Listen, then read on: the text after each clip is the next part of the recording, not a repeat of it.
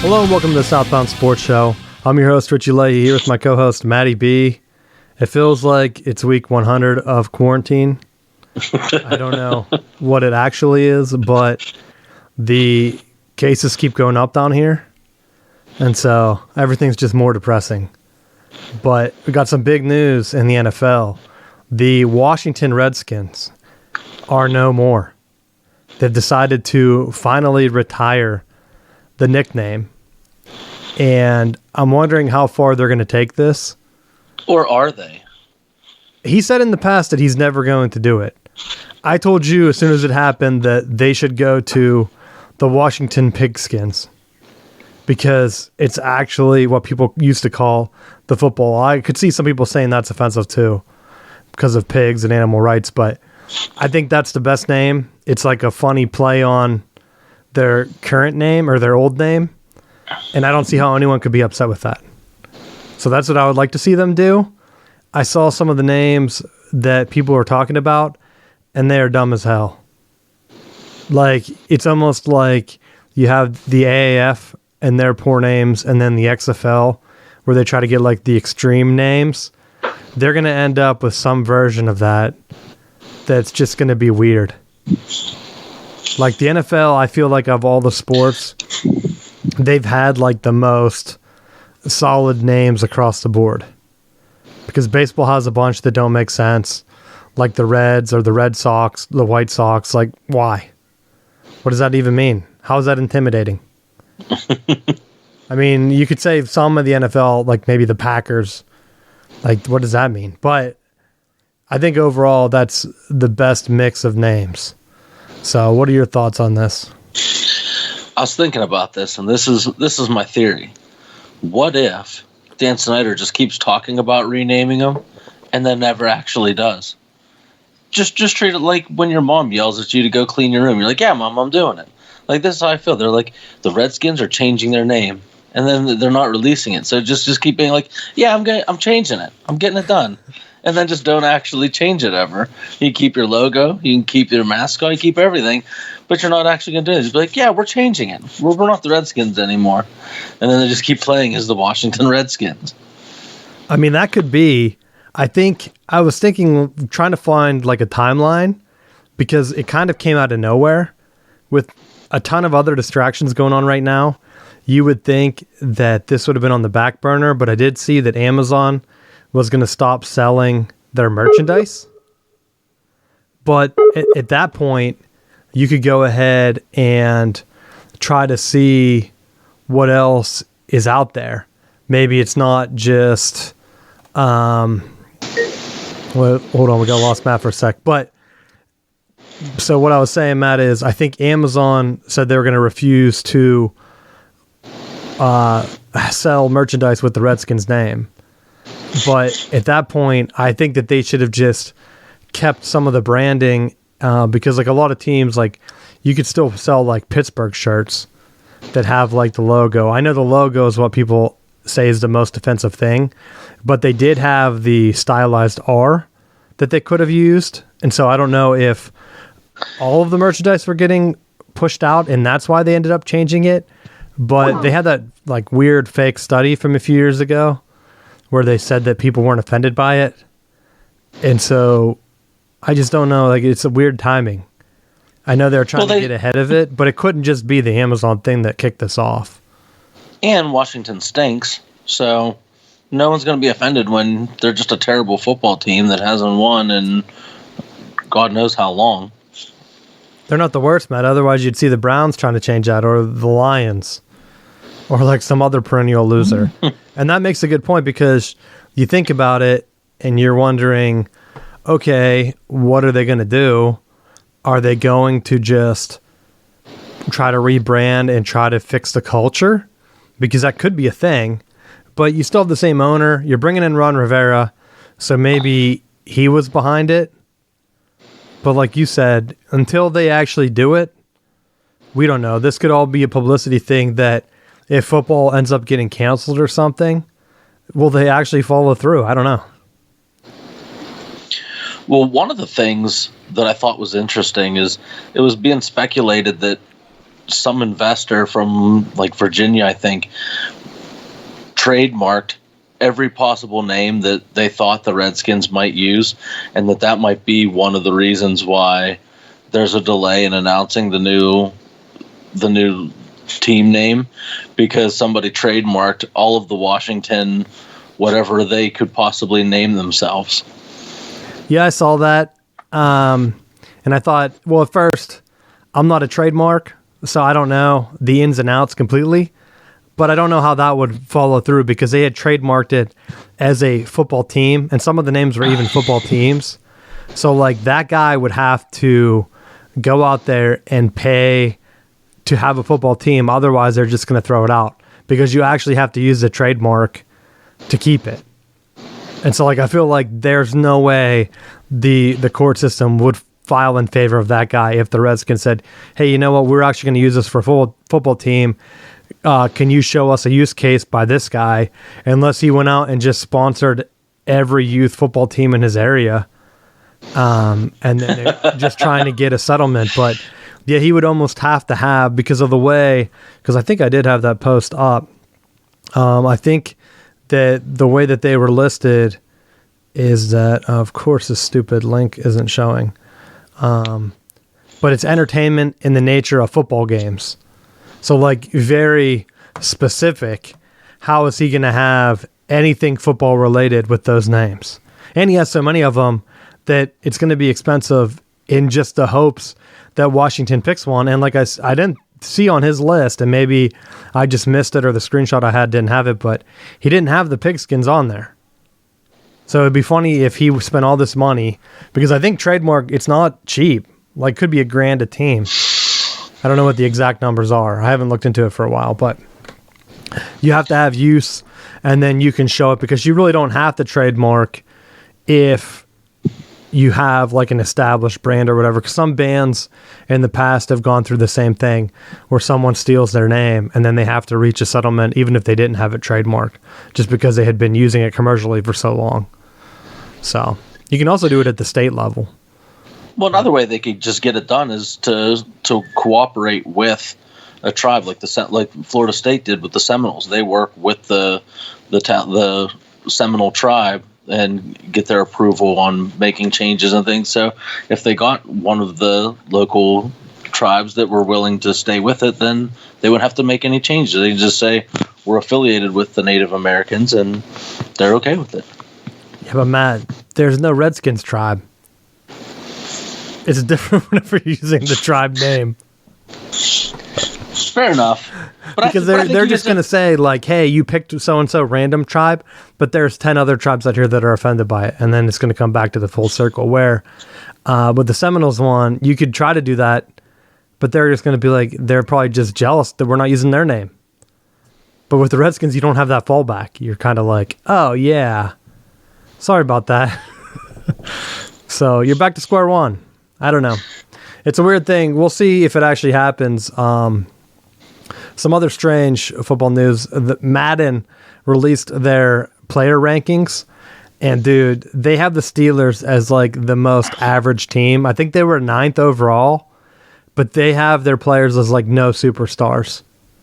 Like they had TJ Watt as the same rating as Juju in the 80s, which is just a joke. And then same with Minkah Fitzpatrick. Like, you would think that at least TJ Watt and Minkah Fitzpatrick would have been in the 90s. I don't think the Steelers had anyone in the 90s. Ben Roethlisberger wasn't even a top 10 quarterback, which is a joke. Just fair. He's injured. Matt, it's about being a player. If you want him to be injured, they can set his injury to like 100%. I mean, I've played games where I've always had guys that constantly get hurt. They could do that. It's realistic. Am I going to be mad if he gets hurt again in the game? Just turn them off. But realistically, they're an average team. So why wouldn't they just be average? It's okay. You look at the bell curve, not everyone gets to be at the high end of the scale. They had the Saints number 1, Matt. Why? Didn't they see the controversy with Drew Brees? That locker room's going to fall apart. They're going to fall apart. I don't know. I didn't actually look through the rest of it. I just saw that there's a ton of outrage. And I kind of get it because you would think that they would at least have some of the guys that were like Pro Bowl, like TJ Watt, All Pro consideration for Defensive Player of the Year, that they'd be higher ranked. I just feel bad for guys like that. It's almost like they see the Steelers right now and they say, okay, as long as the team's rated high enough, we're fine with it. Like, we know that Steelers fans will look at this, but individual players, and maybe that's a positive, where they're just focused on, okay, we know the team's going to be good, but let's give all these guys a chip on their shoulder, because that's basically what they did. Where other teams, they're ranked much lower, but they have a lot more superstars on their team, we shall say. So, I don't know. Those are my big NFL news. I think the other thing, the NFLPA, they are going to be looking to try to get some type of compensation for players, almost like a stipend. I think it was $250,000 if players show up to training camp. So kind of like a coronavirus like signing bonus. You show up, they give you that right away. If the season's canceled or whatever, maybe. So it might not be set in stone, but like, let's say they get the training camp and then they send them home. And then the other one would be, it would get up to $500,000 for each player if they started the season and then they had to cancel. But at that point, if you start the season, I don't see any reason for you to shut it down, because they're already having players that are testing positive. If they're really worried about fans in the stands, like I've said this before, it's an entertainment product. Don't go to the game. You're literally paying to get put into a situation where you could get sick. You don't have to go. You do not have to go to the game. Now, some of the players, that's what the NFLPA is trying to figure out. Can they get salary without any of the bonuses if players end up opting out? So if they decide not to play, are they still going to be able to get their salary and things like that? And I think that's where the big issue would come. But like, let's say all the players are on board on the team. They're all showing up. You get there and you're playing games. There would be zero reason for you to shut down. Unless like maybe all the refs got sick or something like that. Someone that would be like in the age group where they're more at risk. But like coaches and things like that, I just don't see it. So, I don't know. We'll see, because we haven't really had any sports start up to see if that's going to be an issue or not. But I would like to see them have a plan, like I had said, what happens if they get there and it starts to become like a center of breakouts. What's the NFL going to do? I would try to get them to a position where they're going to limit fans. I think I saw the Ravens. They have been like lowering the number each time. They're down to like 17,000 people in their stadium. And it holds like, what does their stadium hold? 60 to 80? I don't know. I think. But it's a lower number than what they initially put out there. So they're already having that discussion. But like, at that point, if you're already starting, you're getting the money. I'm sure the TV ratings will be higher just because people are hungry for sports now. And if you start, why stop? Just don't let fans in. Like, you're not going to lose that much more at the gate if you've already cut off most of the paying customers anyway. But that's just my opinion. I don't know. You have any thoughts on that? Well, I think you've really hit the center nerve to, I think, all of this, is that the bottom line to it is you need to give people the choice. We have the education. We know, the main things with the virus are wearing the mask, washing your hands, maintaining social distance. In situations that if you don't feel comfortable, then no one's forcing you to go. No one's forcing these athletes to play. If they want to go to their job and work, then they take the precautions, but there's going to be some risk associated with it. It'd be no different than with schools opening back up. If they come back and they send the state legislature says we're going back to school, we're going to be regular school day full on. There's going to be risks associated with having every kid back. I have no concern going back. and being around my students and getting back into the swing of things and trying to get things back to somewhat normalcy. I feel like you have to take some of the risk, knowing that, what's the alternative? Do we just stay home forever? Do we never do anything again? Because once we have a handle on this virus, there's going to be another one. And it's just, I think as a country, we have to just take the precautions and do the things that we need to do to get things back to somewhat normalcy. Otherwise, it's only going to go downhill. Well, I mean, the school one could be a little bit different. I'm looking at the NFL in terms of these are professional guys. They have the choice, especially if the NFLPA can work out a deal where you can still get paid if you opt out. Because I don't think a lot of them will opt out. Like, let's say your entire job, they just say, hey, guess what? We don't know if we're going to have one. Like, you don't know if you're going to have a job. But in these players' cases, they can't go apply to another football league. So, like, just in terms of mental health, like, dude, they have to be under extreme anxiety. What if you were a guy that left early last year from college and you've just been chomping at the bit hoping to make a roster? You might not even have that chance now. So these are professional guys that are getting paid. That's why, like, the schools and the colleges, they're doing drastic things in the other direction. And if they don't have a season, they don't have a season. Like, they're not getting paid. I know they're getting their scholarship, but if no one's going to be on campus, you're not doing labs and things like that, why put them on there? It's not like they're getting paid to go to the games. They're not going to give them $250,000 like the NFL is going to give these players for showing up. And I think if they can get that guarantee, good, go for it. It's a professional league. That's why, like, if colleges or whatever, they don't want to play in front of fans, what are the fans? They honestly can't have a beef with it. In the NFL, if you go to the game and get sick, you can't get mad at the NFL, especially because I have a feeling that they're going to have up all kinds of warnings and documentation and strict procedures on even how to get into the games, let alone, I mean, if you go to stores now, at least where I am, they all have signs up, wear a mask for this reason, blah, blah, blah. And it's going to be the same. So if you're going to the games, you're putting yourself at risk. You should know that. Even in the NFL or the NHL, because our other topic is the Pittsburgh Penguins. They had to sideline 9 players after positive tests. But I think the science shows right now that you can't get it again. 9 is a good chunk of your team. So at what point does that cycle through the entire team and then they're effectively not at risk anymore? Because that's the one thing that people are speculating with some of the college teams getting it and letting their players all do workouts and get sick. Because after they all get tested, what happens? They don't, like, there's no course of action where if the entire team's not at risk to get sick again, why aren't they playing the games? So it's all a big, nobody really knows. This has never happened before.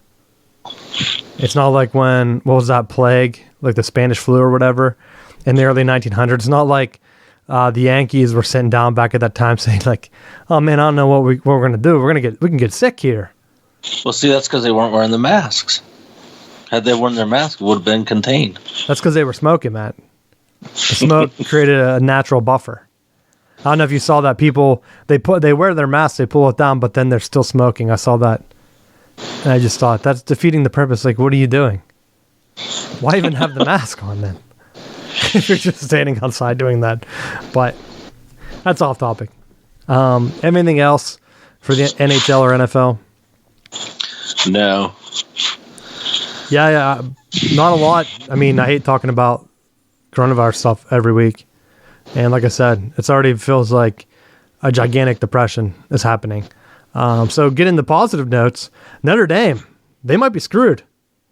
I text you this because I was looking through the schedules and I saw, I think it might have happened off topic because when we did the show last week, we didn't know what the Ivy League was going to say. And they're going to do only the Ivy League. And I think, are they pushing everything to spring? I don't even know what they decided. And then the Patriot League, which is kind of who the Ivy League played, they announced that they're canceling all full sports, maybe doing the same thing. And so now everyone's looking at the bigger conferences. The ACC, they canceled their media days, which was supposed to be coming up because we always talk about it on this show. So I have it listed with their site. I got the notification that it has been pushed back indefinitely. So we don't know. The rumor is the Pac-12 is going to do the same thing, in conference only, and they're going to start at the end of September. And they're hoping the Big Ten does the same, which we already know based on the Big Ten talk that most likely they're going to do the same. I also saw a rumor. I don't know how solid this was because I haven't heard this anywhere else, but because of Rutgers possibly shutting it down and not having a Big Ten schedule, there's been a push to get both the Navy and Army to backfill those spots in the Big Ten for the season, which would be big because the Patriot League right now, what they're doing is they're canceling all sports or whatever, and that's usually who Army and Navy play. That's like their conference for all other sports. And so if there is a big university like Rutgers that drops out and they have all these games to fill, because let's say right now Maryland and Rutgers are the two and they decide not to play. It would be so weird if they just subbed in Navy and Army for a season. In the East, like the Big Ten East, it would be such a different look. And I'm not saying just for football. This is almost like an all sports thing. Like you're having two teams say, we can't play because of the cases in our states or whatever. And so they just fill them in with other teams. I could see, but John Hopkins is right there too. So like if they're going to play, because they're already in for lacrosse or whatever, how are they going to fill in and even put together a team? Like, could you imagine Penn State's season be like Army, Navy, and then like Ohio State, Michigan State? Like that would just be a crazy schedule for them compared to, because like Army and Navy, they're not pushovers as of late. So you're taking the two cupcakes out of your division and really making it a weird murderer's row just because they run the option and stuff. So selfish reasons, I hope it doesn't happen.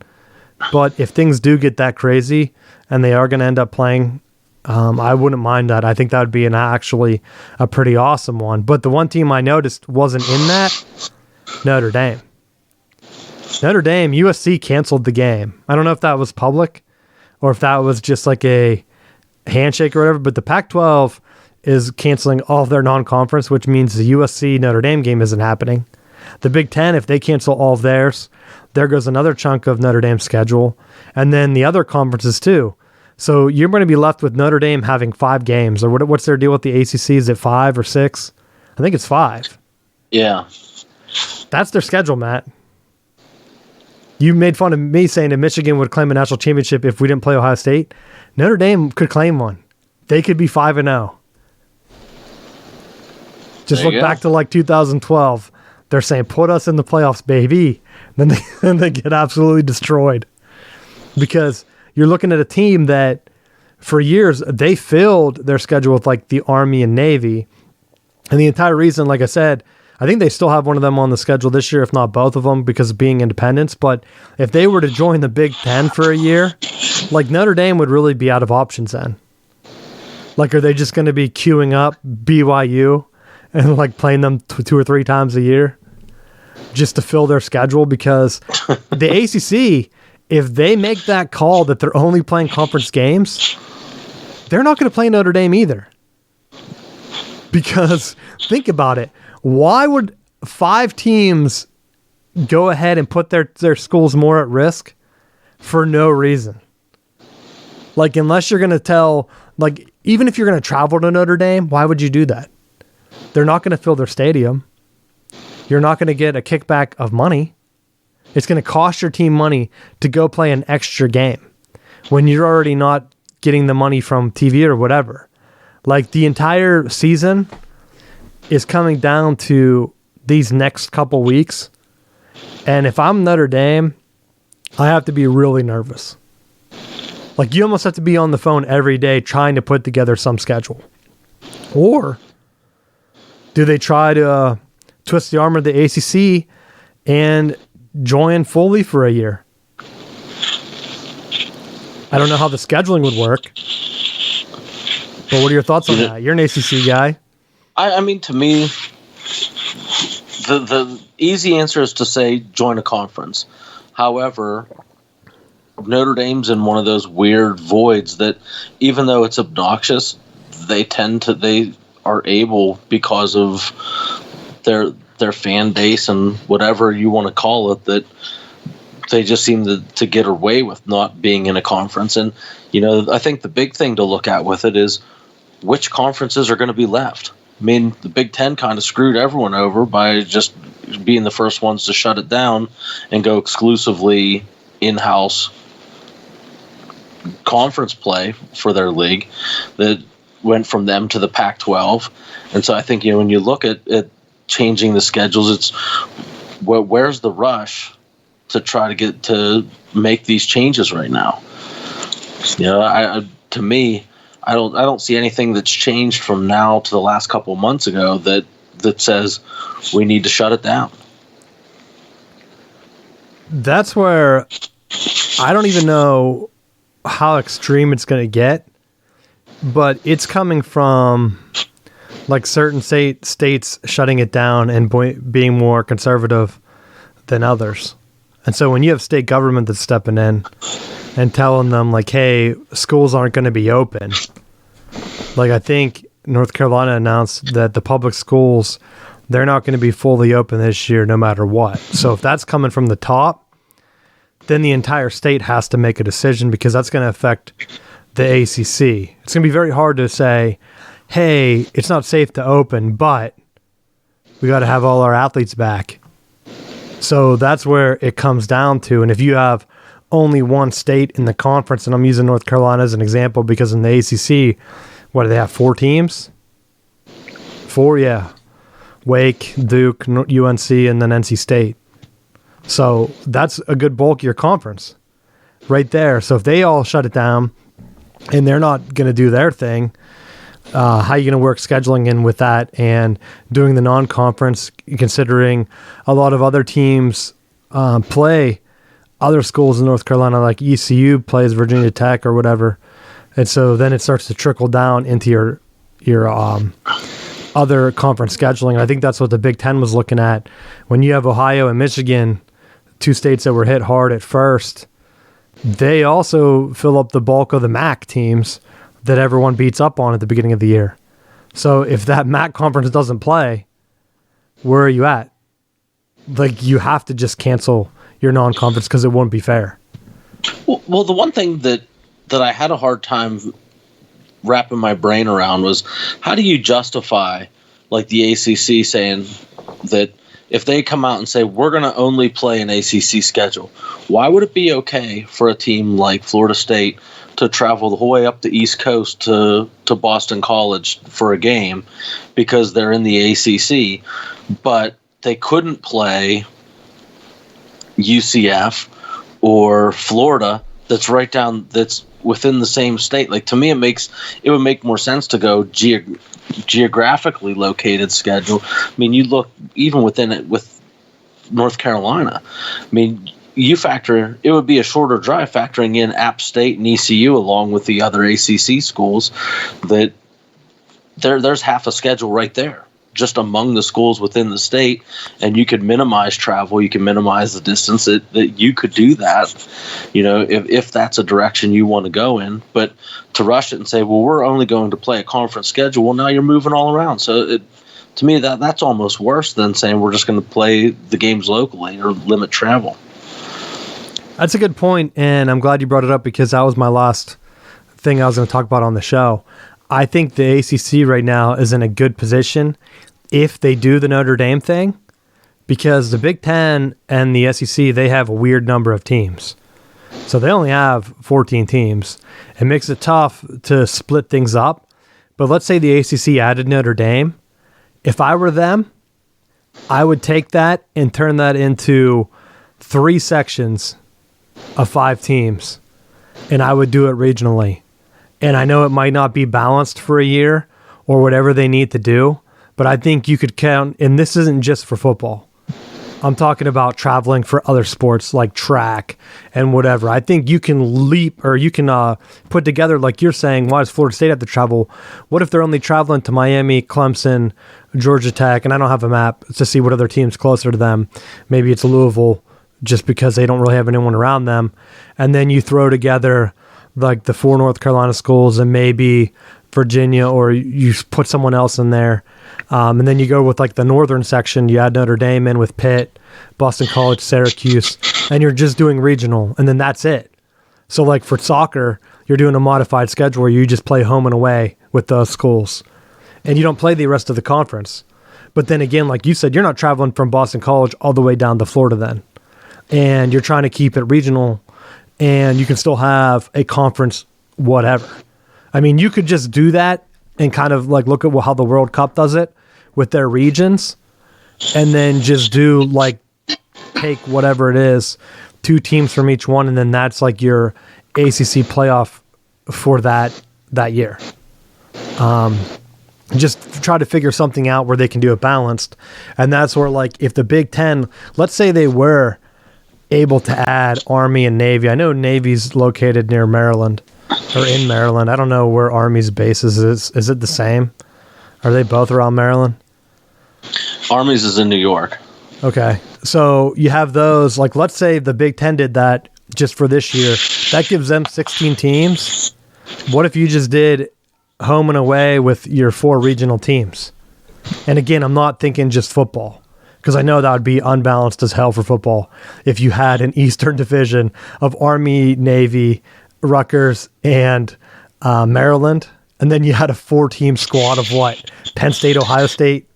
You wouldn't go Michigan State, because that would just be nuts. But like, let's say if they did like Indiana, Purdue or something like that, and then Michigan and Michigan State got stuck with like Illinois and Northwestern or something like that. Like they could easily do that and do a 4-team squad where you're just doing regional travels. Why not? The 16 teams makes more sense. If the ACC adds in Notre Dame, that's 15. They could do 3, or they could try to find one other squad just to join in for this year to try to balance the schedule like that. And then you're regional for pretty much everything. If you did four pods of 4, home and away, and then that's your schedule, like why not? And like I said, this isn't just for football.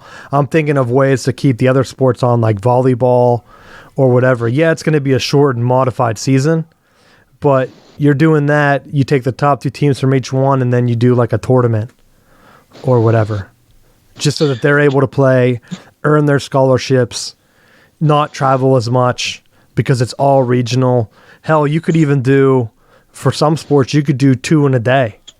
Like if some schools are close enough, and I know it might not work out, but like Michigan and Michigan State are close enough where Illinois could come up, play at Michigan on Saturday in a volleyball, and then play Michigan State on Sunday, go home, limit travel, whatever they need to do. And I think that's why you were asking about why do they need to make these now? It's still too early. Like you need to figure out all that scheduling and all that traveling, but they need to make the decision. You can't keep pushing it back and say, oh, well, now we're canceling like the NFL. Oh, we're going to get rid of 2 preseason games. Oh, now we're not going to do any preseason games. Or now we're not going to do this. Like at some point, you just have to cut it off and say, this is what it's going to be this year. And that's it. That's the final decision. Like there's no way we're backing out of this unless like the state tells us to shut down. Because that would be the most extreme thing. But I honestly think that would work. And if you're able to do that, I know not all conferences can balance out. Like, what if the ACC was able to do it by adding Notre Dame and West Virginia? Why not? West Virginia's kind of out there in the Big 12. I'm pretty sure they would give them a pass just because of travel. People like teams in Texas don't want to fly all the way to West Virginia to play because, like, let's be honest, they have to fly into Pittsburgh and then go down. I don't think a lot of people know that. You don't fly right into Morgantown unless they do now. But I knew back in the day they didn't. You'd fly into Pittsburgh and then you'd take the bus down or whatever. So that's putting you at risk in two different states. If I were the Big 12 and the ACC, I would be trying to work that out and then do the 16-team pod thing. The Big 10 should work with Army and Navy. They should announce that right now. I hope they're listening to the show. Here's one for you. If we're gonna speculate for stuff to do, let's just have the coronavirus season, the coronavirus playoffs. Take the schools that are planning on playing and just say, you're in.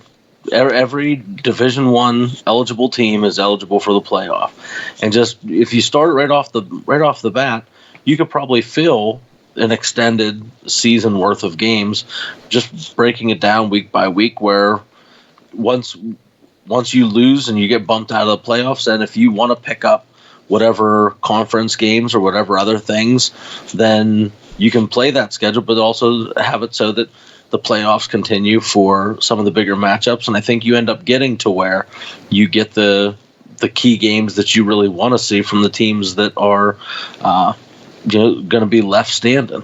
And I think that would make for some interesting matchups that you would still have. I mean, basically, it would be like the bowl season, where you have some of those random matchups that you don't really care about, but you watch because there's nothing else on. And I think that would be good TV. See, that's too much coordination, though, because you'd have to be coordinating everything on the NCAA level, and I don't think the conferences want to give up that control because they get the money this way. That's why I'm saying if you do the 4 pods, you have each pod has their own champion after, what would it even be? You play each team twice in your division. It's what, 6 games? 7? 8? I don't know. I'm trying to do the math in my head. So like you just take the top 2 teams in each division, and then you have 8 teams left, do a little in-conference tournament. You're playing less games overall. How they're set up right now, you're forcing yourself to play, every team has to play 9 games.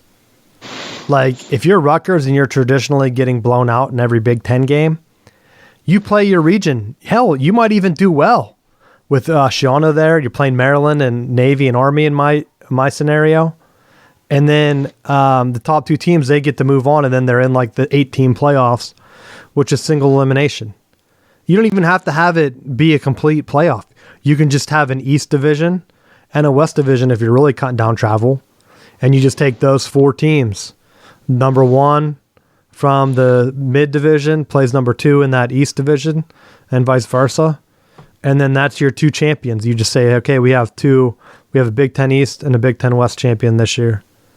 And then the NCAA, these are our 2 recommendations for your playoff. We hope you expand it to 16 teams or whatever they say.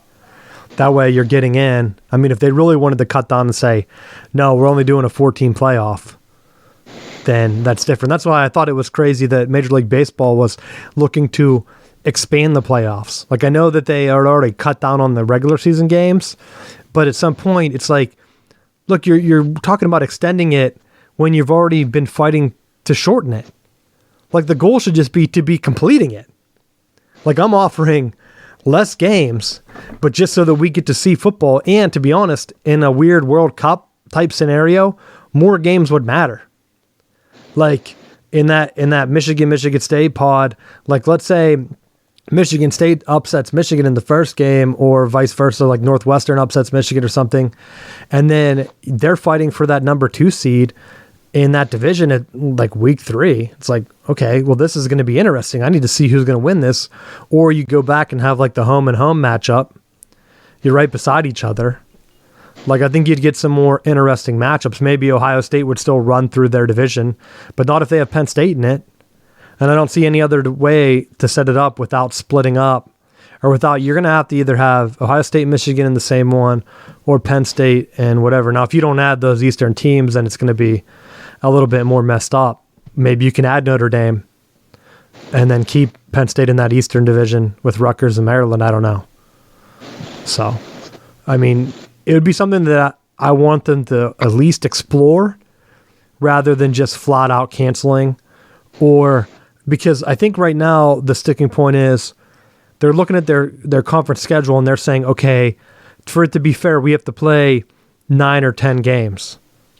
And if we can't do that, then we have to cancel. And I don't think they have to do that. Like, if you're just playing pods, that's a hell of a lot less games. And then I know your team might not get that many games to play because, like, I'm trying to do the math. You're playing each team 2 times in your pod. That's 6 games.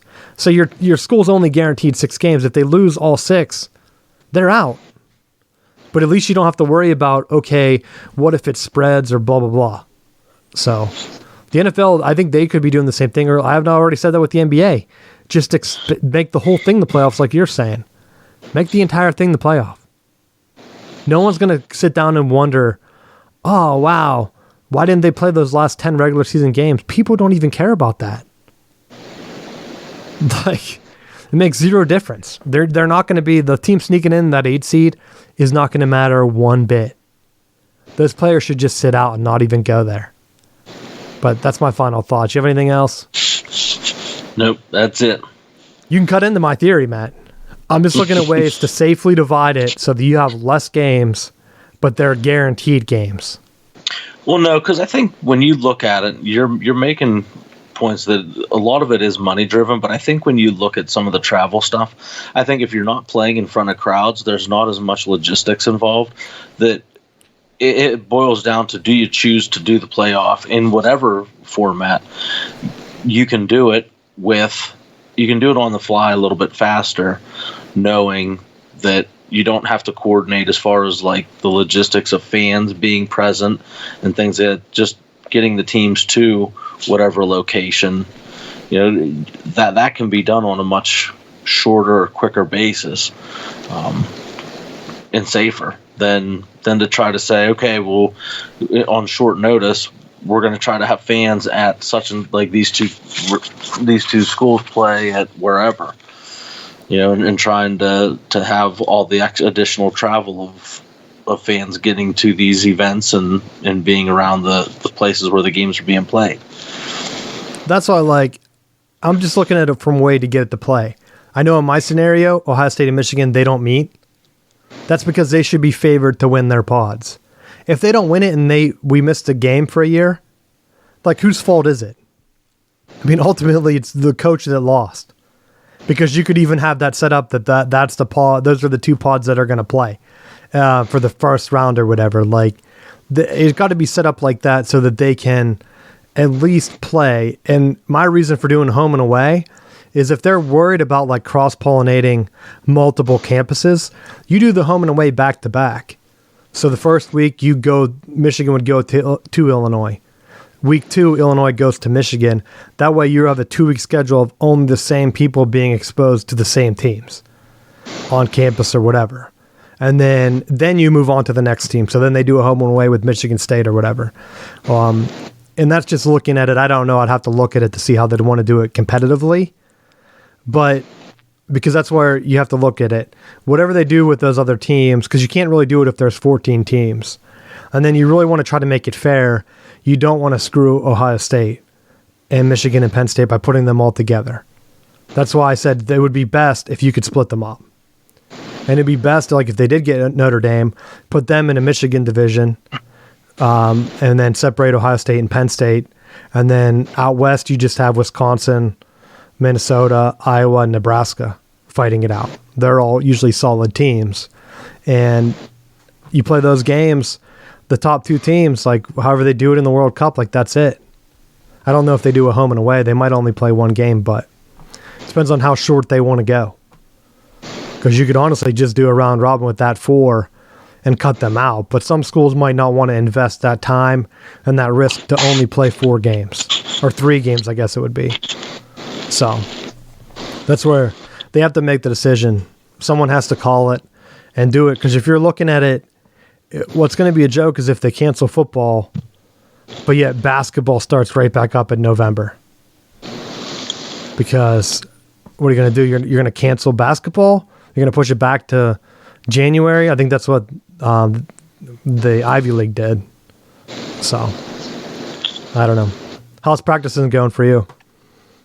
Practices, it may be one of the signs the apocalypse is near, but practices have been outstanding so far, following the guidelines. This is by far the best turnout that I've had since being associated with our program, and I couldn't be happier. I mean, I actually feel like in a lot of ways, we're way ahead of where we've been in the past as far as learning the playbooks and getting stuff out there, because we've been fortunate enough that we can kind of exaggerate spacing with stuff so that we can still get through plays, run stuff. Guys aren't, close to each other. We're maintaining our distance, and I'm just really, really happy right now. Nice. It's good to have people turning out. They probably don't have anything else to do. I know a lot of kids are saying that they've been playing a lot of video games, but you can only do that so many days in a row. Yeah, and I've looked at it like it's nice that you can actually go slow and explain. Like one of the things with some of our passing, like some of our rollout stuff, we noticed a lot of guys were just bunching together. I said, freeze this right here. And we showed them like where everyone was in a line. I said, when you're in this spacing and everyone rushes to this spot, nobody's open because everyone's in the same line. So it was nice to be able to, and when we hit August and we hit camp, we don't really have time to process that with the kids. It just has to be just do it this way because we got to get ready for the games that are coming up. And my fear is that for all this work that we're putting in right now, I'm hoping that it doesn't just get canceled on us, because that would be terrible. That we put all this time in and the kids are working, and then it comes back that we just end up delaying this. Well, don't worry, Matt, because I saw a petition where they want schools to just cancel for the year, and then students come back next fall, whatever class they would be. So you would have 2 years working with your seniors, because they said that there's no study that shows that when you're 18, like you're able to make that jump or whatever. I forget what the reason was, but I did see that people, I don't even know if it came from politicians or where I saw it, but they were saying to just like, just cancel the whole thing because the half hybrid thing. Actually, it might have been from Harvard, because Harvard was trying to do something with canceling homeschool or making it illegal. I saw a study from them. And so that would be the main thing. Like, you just got to make sure everything's back next year. So you could have 2 years. That way, whenever the kids don't understand it, we'll know that your system's just too complex. So, last thing off topic, dude, the Big Ten, 10K. I've been working on it. I know people were joking with me saying I would never do it. But I have my badge right here. I ran my first 10K. You probably can't see it if you're on the video. But I said I was going to put it on Twitter, and I didn't even do it because I've been too lazy. I haven't even been on social media, but I got a 10K. Ran it yesterday, the 13th. Didn't do too bad. Definitely below my time that I wanted for the 10K, but I have 2 weeks to get ready for it. So if you wanted to get in shape, right now is the time. If you're lucky to work remotely, what I've been doing is just taking my commuting time when I would be commuting to work and just working out instead. So for people that are saying like, oh, I've been gaining so much weight, it's like, why? Why would you change your routine? Because if they flip that switch and you have to go back to work, like your new routine's going to be what? Sleeping in? Like, oh yeah, I'm going to be a complete mess. So definitely go out there. I did look up times, Matt. I think I had, what was my time? 84, 85 minutes. I think my goal was to get down in the 60, 70 minute range. So we'll see if that's going to be possible. So I looked it up to see if I would have been dead last. Nah. I'm actually pretty good time right now for people in my age range, which is in the bottom half of the race. But then I was impressed because some people were running it in 30 minutes, which to me just seems like outrageous. So, because I looked, I'm like, oh, I got my first time. Like, I know I can get this down because I had to walk the hill the last kilometer or two. So I knew, like, I'm like, all right, well, this is only first day. I'm going to finally do the complete distance. Then I'll work on increasing my stamina over the next 2 weeks. But and I definitely want to keep it going too. So we'll keep talking about it on the show after the week of the event. But I looked it up just to see, and then I was like, holy crap, people actually just run it in 30 minutes. And then I looked at their average mile time. It's like 5-minute miles. Like, running a 5-minute mile for 6 miles is just outrageous to me. So that's what I'm competing against, Matt. Some people took over 2 hours, which from my, I have like a fitness watch that I keep my track on. So it tells me, like, it vibrates if you're not going at the pace you're supposed to go at. So I know that those people had to have been walking almost the entire time, if not more than that, to get over 2 hours, because that pace would just be, just doing the math, that would be almost like a speed walking pace or whatever. So we'll see. I know if I put in my time going back through the historical records and I end up in last, that means everyone else is lying. I didn't get my packet though. I'm still waiting for them to mail out my shirt and stuff. I've been worried that they're not going to give it to me. I'm gonna have to look like a schlob when I'm out running for my official time. But they're not doing any like awards or whatever. I guess in the past they've given awards, but I would assume people that were running in this, getting 30-minute times, like they had to be past college athletes that were just used to running 10Ks, because you can't just pick that up. But I'm proud that you didn't have a massive heart attack or stroke or other medical issue in preparation for this. Well, I was going to say, my arms were sore than anything else in my body, but it's because I've been fighting to try to get, had to change my mower blades. And dude, I could not get the bolt off. I ended up having to buy a breaker bar because it was on so tight. I was doing the WD-40, 15 minutes, let it sit, go out there with my little ratchet and try to yank it off. I'm like shaking the entire thing. And then I'm like, why are my arms hurting so bad? And then I was like, oh yeah, because like the entire day yesterday, I sat trying to pull up those stupid blades. Then I get the breaker bar finally comes in the mail because I went to Lowe's. I'm like, I'm going to go out, see if I can get one. I go out there, do my thing, put the mask on. They don't have them. On their website, it said they had 8 in stock. They had 0. I'm like, if their website would have been correct, I never would have even left the house. So I had to order one. Came Monday, which is the same exact day. So right after I finished the 10K, I got the bolt right off in like no time. The breaker bar was so much easier. I was like, oh, I'm exhausted. My arm's hurting. And I was easy able to break that. So I got that fixed too, doing stuff around the house. Instead of my old blades, dude, they were so bent and broken up, but definitely off topic. I hope you stopped listening to the show by now. So those that are still listening, that's what you got to look forward to if there are no sports, because we'll keep the show going. Matt can talk about his training for his team whenever they decide that they're going to skip a whole year and come back next year. But that's all I have. You have anything else? That's it. Check out southboundsports.com. Got great stuff on there. Check us out. Thanks for listening, and we will see you next week.